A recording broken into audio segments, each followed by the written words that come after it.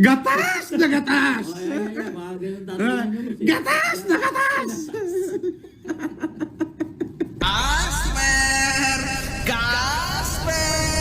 Fuck you. Ano, mga gago? Galingan mo pa! Galingan mo pa, putang ina mo! Alright, mga ka-plastic. And this is me again, Big Sue. Right back at it again with another Norman Mangusing content. Isang gatas na naman ang ating tatalakayin ngayong araw na ito o gabi sa inyong lugar. At ang sasabihin natin o ang tatalakayin natin is all about kay Yamatan, mga ka-plastic ulit. Kasi naglabas na naman po ng isang video mula sa isang vlogger, anonymous vlogger to mga ka-plastic, na kung saan ay ang sabi dito, nais nang magpa-interview daw sana kay Boss MG, itong si Yamatan mga ka-plastic. Ngunit, umayaw nung sinabi nung isa na malapit ni Boss MG na i-edit daw ang video. Diba? So that means gusto ni Yamatan na kung ano man yung sabihin niya during the interview of Makagago WhatsApp Man ay wag daw putulin o i-splice ang video. Sabi pa nga dito sa caption dagdag pa ni Yaman na negative lang daw ang gustong ipalabas patungkol kay Norman Mangusin. So, anong ibig sabihin nun mga ka-plastic? So wala naman nakata akong naririnig na ganun na i-expect ni Makagago na dapat negative lang ang sasabihin mo about kay Norman. So para nakakaano naman yun. Wala naman sigurong sinabing ganun si Makagago. Baga malinaw na malinaw, nire-review ni Makagago yung mga gustong tumistigo o magpatunay kung anong klase si Norman Mangusin. Pero hindi naman niya sinasabi na sabihin niya dapat ay mga masasamang gawain lang ni Norman Mangusin ang sasabihin niya.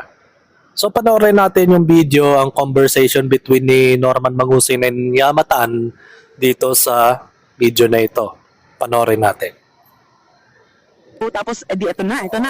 Tinawagan ko yung isang contact kay kay MG. Sabi ko magpapa-interview ako ganito. Tapos pinractice niya ako. Sabi ko mag-ano na ako, sige magsasalita na ako.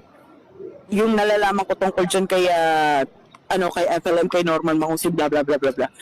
Tapos tinanong niya ako, ang dami niyang Tapos ang niya, sabi niya, ay ma'am, hindi po pwede yan kasi po yan, i-edit po yan. Sabi ko, hindi pwedeng edit, dapat ko sabihin ko dito, yun din yung papalabas. Sabi ko, hindi pala patas yung sabi niya, opo, ganun po talaga, puro mga negative lang po, o yung mga pangit lang po ang sabi ko, anong klase yun? Diba? Sinasabi niya, diba, maghahanap siya ng katotohanan. Tang ina, wala namang, tang ina naman, boss, palagay mo naman, magsasayang ako ng minuto ko dito. Sabi nag-usap, number, telepono, messenger, ano? Number, tinawagan ko sa number, meron akong contact. May number Kaya sabi ka? niya, tapos di yun. Pero talaga may number ka niya. Meron. Hindi number ni MG direkta. Yung nakakausap niya. Kumbaga, connection niya, pero malapit sa kanya. Pagkakasabi niya, paano po ba kayo magkukwento po? Sabi ko, ano itatanong niya sa akin? Tapos nagbigay siya ng sample. Ng mga tapos sinagot ko, sabi niya, ay ma'am, hindi po pwede kasi para pong inaangat. Ano sample yung tanong niya? Ano sample? Ang dami yung pinag-usapan namin. Parang, ano pong masasabi ninyo? Paano niyo po nakilala si FLM? Tapos, ayun na nga. Tapos sabi ko, ganun ba? Oh, masama ba yung tanong na yon about kay FLM? Anong masasabi mo about kay FLM? Negative ba yon? So wala naman akong nakikitang negative dun sa na yun eh. Parang hindi ko maintindihan kay Yamatan before sa recent content ko na parang gusto niyang sabihin yung katotohanan about kay Norman. Ngayon, makikita namin na ngayon ay nagko-convo sila via video call. So anong ibig niyang palabasin, mga ka-plastic? Na gusto niya, kung ano ang sasabihin niya, yun na yun. Paano kung magsalita siya ng pakontra, 'di ba? O nagko-contradict. o parang nakikipagdebate siya sa interview ni Makagago WhatsAppman. So ano na lang ang magiging kalalabasan ng pag-uusap nila ni Makagago WhatsAppman kung ganon, mga kaplastik. So nangangahulugan lang na hindi siya makikipag-cooperate ng maayos kay Makagago, mga kaplastik. So nangangahulugan si Yamatan ay may planong sirain ang interview kay Makagago. Kaya kung ako kay Makagago WhatsAppman, wag na po ninyong gawan pa ng content itong si Yamatan. Mas maganda na lang kung gumawa na lang kayo ng ibang way na iba na lang yung interview nyo. Mas maganda nga kung yung kapatid ni Norman Mangusin na lang ang iyong interviewin eh. O kaya si Nanay Remedios, mga kaplastik. Si Nanay Remy ang mas nakakakilala sa buong pagkatao ni Norman Mangusin, mga kaplastik. Example. Ang dami yung pinag-usapan namin. Parang ano po masasabi ninyo? Paano niyo po nakilala si FLF? Ayun na nga. Tapos sabi ko, ganun ba? Sabi niya, ma'am, kaso po i-edit po, okay lang po ba sa inyo? Sabi ko, hindi. Dapat ko ano yung, parang naka-live lang tayo. Kung ano yung pinag-usapan natin, yun yung ilalabas natin na ano. Sabi niya, hindi po ma'am, i-edit po yan kasi po para pong inaangat niyo po yung pangalan ni, ni FLM, ni Norman. Sabi ko, hindi na, wag na. Kaya sabi ko, hindi na negative. Kala mo naman makatotohanan yung mga sinasabi niya, mga kaplastik. So gaano katotoo ang sinasabi niya? Diba?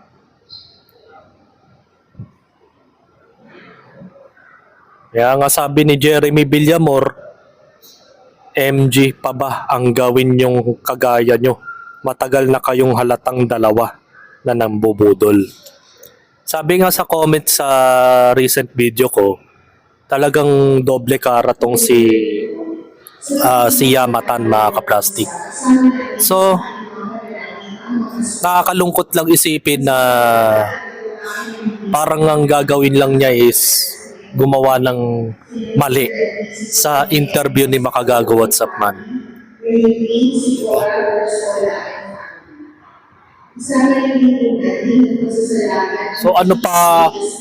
So paano pa yung nilabas niyang video dito recently, mga kaplastik? 'Di ba? Sa recent topic ko about dito kay Norman Mangusin. So mahirap pala siyang kausap, mga kaplastik.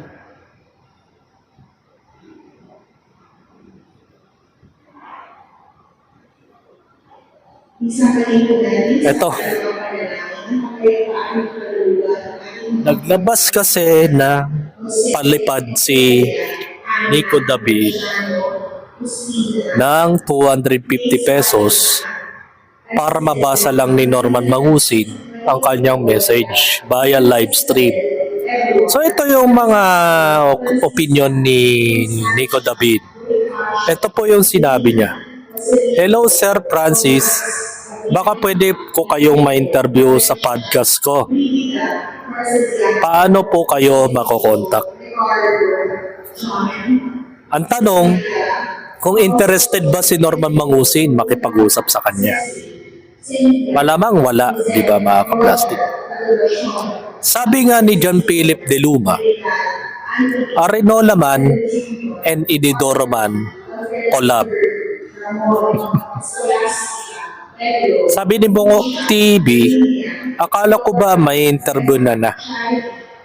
O di ibig sabihin, speculation yung kanya sinabi that time. Dun sa mga recent video ni Nico David. Na ine-exclamation point niya na pumapayag na daw si Norman Mangusin na sabi ni Nico David na interviewin niya. Pero bakit ganon? Ang sabi ni Bongo TV, akala ko ba may interview niya na? So, ibig sabihin, wala talagang probably na mangyayaring interview kay Norman Mangusin. Unless, kung susuhulan niya ng malaking pera at magkakaroon ng interested O magi-interesting tong si Norman Mangusin kay Nico David. Katakot-takot at patong-patong na kaso with full force sa Hoyo. Diba? Desperado na talaga si Panghe. Need ng engagement. Diba? Nagtandem kasi yung mga ugaling CR, mga kaplastik. Kaya nasabi niya sa mga caption na ito na gusto niyang interviewin si Kulaong. So hanggang dito na lang ang aking opinion. Wala na akong ibang pwedeng sabihin kay Yamatan kasi alam ko naman na hindi siya katiwa-tiwalang tao. Kagaya ni Kulaong lang yan. At 100%, once na magkaroon ng interest si Makagago na interviewin si Yamatan, baka bigla na lang magkagulo doon sa studio ni Makagago WhatsApp man at bigla na lang magwala yan. Kasi tingnan mo naman yung ugali ni Yamatan. Nagmo-mood swing siya. 'Di ba? Nakita mo yung recent video ko na tatawa-tawa siya, tapos biglang manggigigil, biglang magagalit, biglang magmumura ng todo. Parang hindi ko maintindihan kung may pagka-psychopathic siyang tao. Kasi ang ugali ni Yamatan, nagmo-mood swing. Biglang sasaya, biglang magagalit. So ano pang makukuha mong impormasyon kay Yamatan para ka nakipag-usap sa baliw, mga kaplastik? Kaya kung ako kay Makagago WhatsApp man, mas gugustuhin ko na lang na interviewin yung kapatid ni Norman Mangusin o kaya si Nanay Remedios. So hanggang dito na lang ang aking opinion. Umiingay na sa aking venue. And this is me again, Big Sue. Lagi nagsasabing ang mga plastic ay matagal mabulok dahil ang mga plastic ay toxic.